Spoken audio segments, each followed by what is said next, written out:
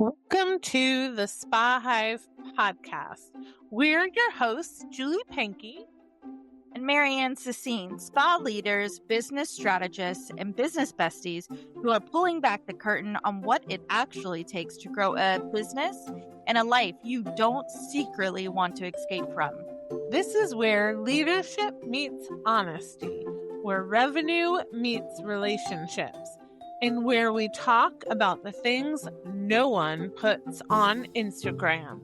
So, if you're a business owner, an entrepreneur, or a high achiever who's building something meaningful, but also navigating team dynamics, burnout, boundaries, and big goals, you're in the right place. No highlight reels, no sugarcoating, just real conversations, practical strategy, and a little laughter along the way. Let's get into it.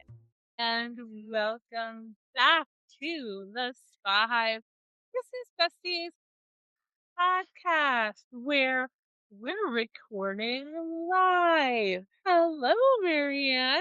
Hi, Julie. Hi, listeners. So fun together in one place. Yeah, it's been real. It's been fun. It's been real fun. How's your day, Julie? Well, my days have been so good because we created like 3 hours. Yes, I got to boss Julie around and put her in all sorts of positions, which is great. Some of them on the counters. That was fun. But now we're ready to podcast before we have to get some lunch because we're hungry too. Hungry ladies. So this week we're going to talk off the record a little bit. Things that we don't do anymore.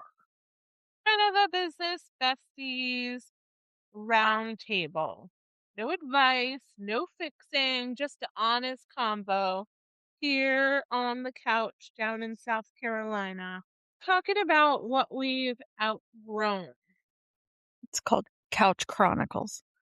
Couch Chronicles. Yeah. I wonder how many times I'm going to try to fix my hair, though. Probably a lot. Yeah. That's okay. All right. So what are you leaving behind in February? Let's hop to it. That we don't tolerate anymore. Each other. No.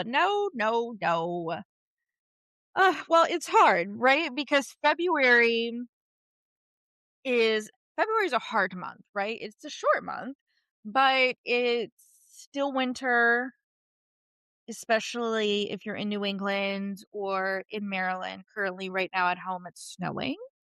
I'm down here obviously with you, and it's bright and sunny and gorgeous outside. But February can be a hard month, kind of transition to spring. 61% of workers say February is their lowest motivation month. And that comes from a study out of the UK. What do you think? I do think that February, although a short month, can be a tough month. You know, once you get through Valentine's Day and all the fun and games of Valentine's Day, then I feel like you're ready for February to be over. But for those of us that live in the Northeast, it's far from over. I mean, down here in South Carolina, spring is sprung. It's springing out there. But you know, I know, like MaryAnn said, in Maryland, it's snowing today. You know, we're expecting a nor'easter mini blizzard. In Maine, they're saying tonight into tomorrow could be 10 to 12 inches, even on the coast. Sounds horrible. So I can see, right? Can you relate to what it feels like, right? February feeling kind of heavy. And then going into March, wouldn't it be great if everywhere March turned spring? But, you know, in New England, we've got then mud season. And sometimes spring is like June. So I think that, you know, I agree. You know, workers sometimes feel tired and for different reasons. And I think weather has been crazy all over the country in various different areas. So what can we do? Try to make it fun, make it engaging, help our team through the times that feel heavy. Yeah, or grin and bear it, either one. So we're talking about like things that we don't tolerate anymore Yeah. or advice that we gently take back. Mm, Grin and bear it is one of those things. that's your taking back? Yeah. You don't wanna grin and bear it? No, because Are you really a grin and bear it type of person, though? no, That's what I was gonna so I don't think it's advice you can take back because I don't think you no, gave it to I'm saying yourself.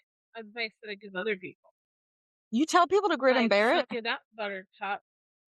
Oh, well, but sometimes people need to be told to suck it up, buttercup. But I think, I often used to tell people what I would practice myself, which is, just work through it, Yeah, push through and until you get to the other side. Or you say to yourself, like, it's going to be better when, yeah. once I get to June, once we get through this event, once school vacation week is over, once spring starts to show itself, in Maine, like I got to make it through. But oftentimes, we tell ourselves just to persevere, to push through until you're burnt out, until our team's burnt Oh, out. boy. And right now, in the Northeast, it's school vacation week, Yeah. for some states, and there's a blizzard pending. And it's like, keep going, team, right? Keep pushing through. And you have to keep pushing through, but there has to be a break somewhere. Like we have to show, like we talked about last week, like show our appreciation for Right. in some way. And try to like acknowledge the hard work that, people do. And I think that gone are the days that, you know, bosses really can say, like, "Suck it up, buttercup, come and sit." Well, yeah, I mean, the sick part, that's something. Huh. So what okay, so that's the advice that you're taking back professionally, right? Like, suck it up, buttercup. All right, we're putting in an X through that. But personally, what are things you're letting go in February? Well, I mean, I have, dedicated this whole year, right, to Your healing error. more my healing. Um, and so there's a lot of things that I think that I have decided, not to tolerate anymore, from myself. Oh. So a lot of times, it used to be like the hustle, the, glorifying the busy, Mhm. glorifying the hustle. Um, there is nothing that, the hustle should be glorified about, because we need to really be careful to make sure that we're taking care of ourselves and taking care of others. So the hustle mentality maybe could be dialed down a notch into, I don't know, a mini hustle. Everyone likes a mini hustle. I think for me, I used to care a lot more about people's opinion of me. Especially not the people that work for me necessarily, but other industry professionals. I suffered a lot more from Yeah, like FOMO, I feel like that I that's do true. now. That's been hard for you to let go. I mean, you were just right at an industry event. So that's interesting that you're kind of letting go of people's opinion more of you. I agree with that. I think you are doing that. And not too like I would take a lot of things to heart, and I still do. I mean, I take what I do in my job personally for sure. But sometimes I feel like I would like gaslight myself into saying, Mm, "Oh, like you're too sensitive," or but no, that's not it. Like, the opinion, like I should be proud. of, what I do. I, put a lot of heart, a lot of effort into like management, and the things that we do for the industry and events that I go to. And so, I think that I'm more to the place like, I know what I'm doing. Right. I feel good about the things that are important to me and where I focus, and I don't necessarily need you validate. Me? The The you. you. The yous of the universe. Well, I feel like that's powerful. You're making strides in February. Look at you. How about you? Yeah, what am I letting go of February? What can I let go? I don't know. I feel like I just keep adding things. Adding things, trying things, doing things. I don't feel like I'm really letting go of much. Maybe letting go of staying in the lane, maybe? Mhm, You mhm. know? I mean, maybe you're letting go your like apprehension to try different things, Mm. Yeah, that's true. or being like nervous or to be out of your comfort zone to I'm do always something nervous. that you've never done. Yeah. And then you just suck it up, buttercup. And do it, Do right. it. So you can't take back that advice. Let's talk about advice. Where we're recording right now has a ton of advice on the walls. This one says they have like these mantras. It's a beautifully decorated place, but this one says, if you want to bring happiness to the whole world, go home and love your family. Mother Teresa. Nice. It's so nice. That's perfect for right now. We're in Lent. I Correct. feel like that kind of fits. Well, I think that fits with our letting go, right? Letting go in Lent. Yeah. I mean, I'd really just like to let go of winter. I'd be happy with that. You're down here. What are you talking about? You've got no winter. It's beautiful outside. I could wear shorts if I wanted to. But I chose to let go of winter. Yeah, you did. You did. You chose and you did it. Um, and so we were able to work remotely for 2 months, and it's really amazing. Yeah, it's been great. It's a good decision. Good decision. Mm, So what's something that maybe has become easier with time? having children. Just Are they high joking. No, school? I am Right. not old enough to have high schoolers. I don't know what's something easier in time. Probably communication, right? Has become easier over time. Communication with your relationships, your workships, your friendships. I do feel like I'm in a good spot of communication. There's not much guessing going on, which is nice. Right, right. Yeah. I think for me it's easier to not want to do everything. Like it's easier to walk away from some things that might look good on paper, Yeah. but don't feel like they're aligned, Oh, right? right. That's your word. Aligned is my word. Aligned. It's not healing. I forgot. It's my healing era. Remember you did I didn't like it. I don't like the healing. me. Yeah, and aligned. So things that don't necessarily feel aligned, because for me, people come to me all the time with great ideas, and I'm like, "Ooh, let's do it." Yes. Yeah. I want to do it. And now, I put a lot more thought into it, and I don't feel bad about saying, "No, that doesn't seem like it's going to really fit me right now." Or, this might be something that, we want to revisit in the future, because it's a thing to spread yourself too thin. Well, yeah. And, um, if it doesn't feel good to me, I don't feel bad, um, letting it go. That's an important lesson. What would you tell your younger self?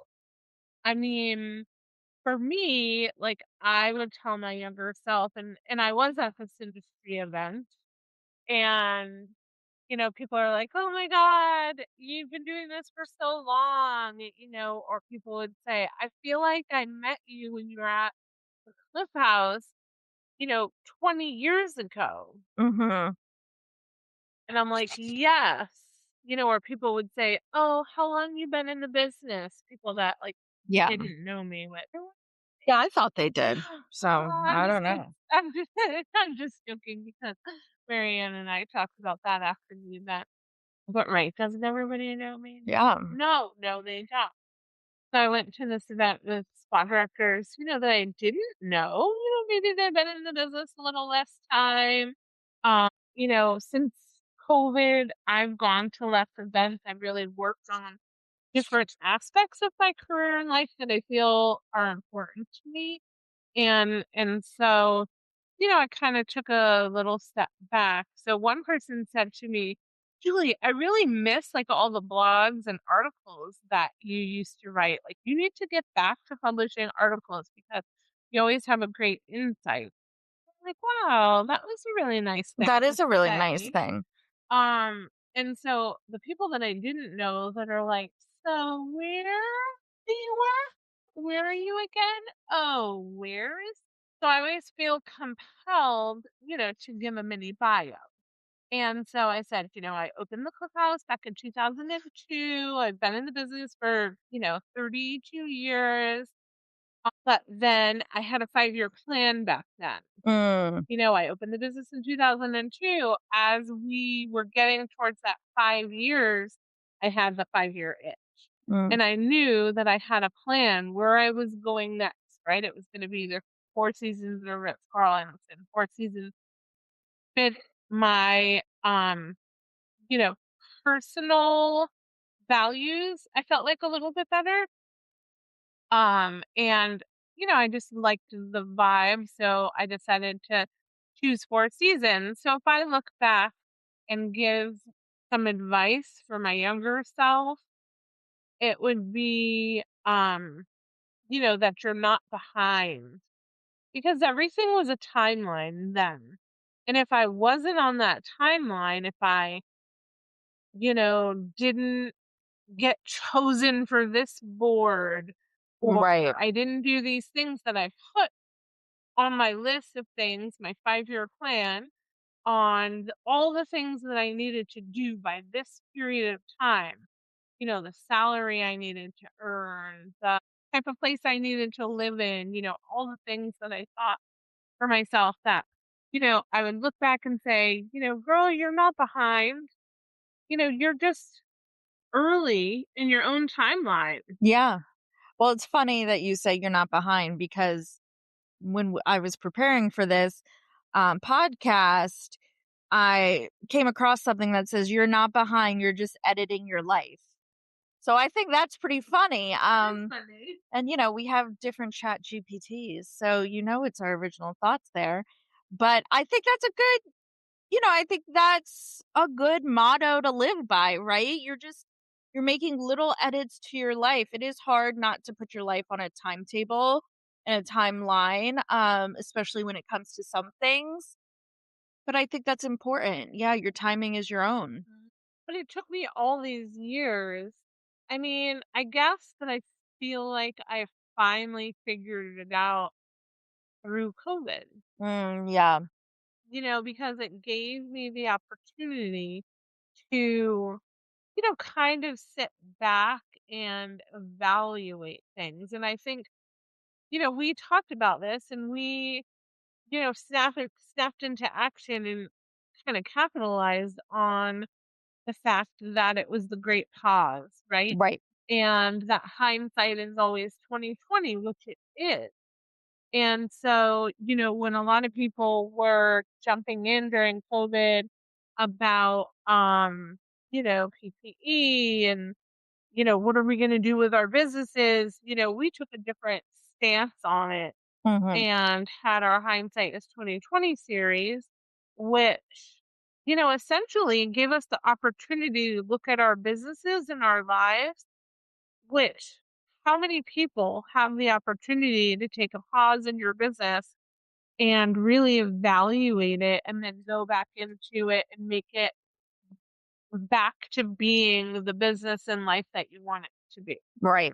And so I feel like because I work from home and essentially I feel like my family thinks that, when you work from home, you're not working. Well, duh. I mean, yeah, come Right? on. So, That's how my I lived my whole life. stepdaughter, my stepdaughter was working from home. My husband was working from home. Layla, Sam was living with us. Right. Mom was living with us. Layla was living with us. And so then it was an opportunity. I remember I had Julie's school. It Yes. wasn't even every day, but my stepdaughter had to work. And it was hard on her because the daycares were closed. And so we all tried to rally around to kind of help out. And so I would have Julie's school and, because I didn't work. And in between, you are like Because you hindsight didn't is work. 2020 series and stuff. But it gave me the opportunity that I didn't know then, that I knew later on, that was, a pivotal changing point in my life. Yeah, right. It kind of hit the reset button for you, and especially for the speed of your life. I can see that. I could see that. I think, the quiet truth underneath all of this is, you're not late, right? Yeah. You're not behind. Failing You're not failing. You're not behind. You're just editing your life. doesn't mean that you were wrong. Or maybe you were. I'm just It means that you're allowed to change your mind. It means you're allowed to change, you're allowed to evolve.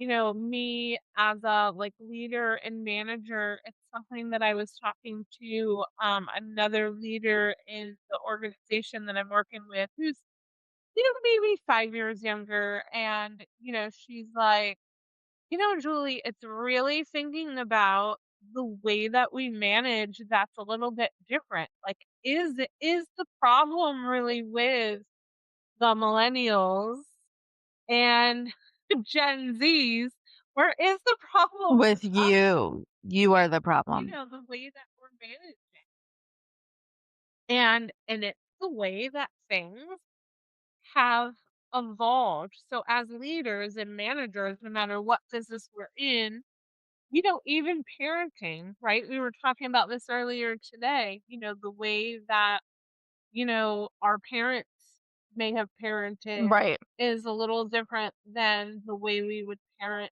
now. Mhm. And it doesn't mean something was wrong. It just means that, you've evolved. But we're not having an episode of that. Ooh, generational trauma. That sounds like a fun episode. So if you have something in your life that's shifting right now, maybe that's not a problem you need to worry about solving. Maybe it's just your personal growth.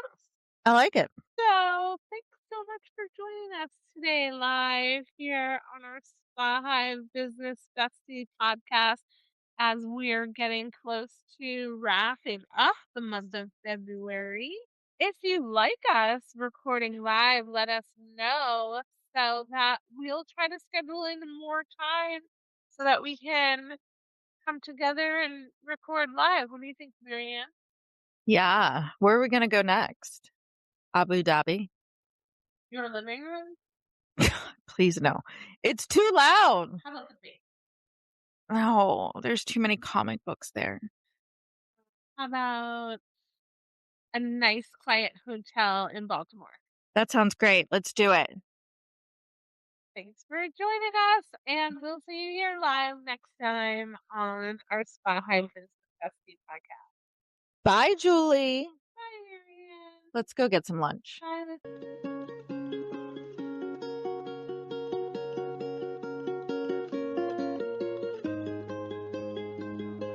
If I've piqued your interest, even just a little bit, about the Spa Hive, good news! You can learn more over at our free Facebook community. That's right, head on over to Facebook, search Spa Hive Professional Community, and join me, my Spa Hive board, and over 400 other spa, hospitality, and wellness professionals there. The community is always free, chocked full of tips, tricks, and educational content to serve you. Look forward to seeing you there.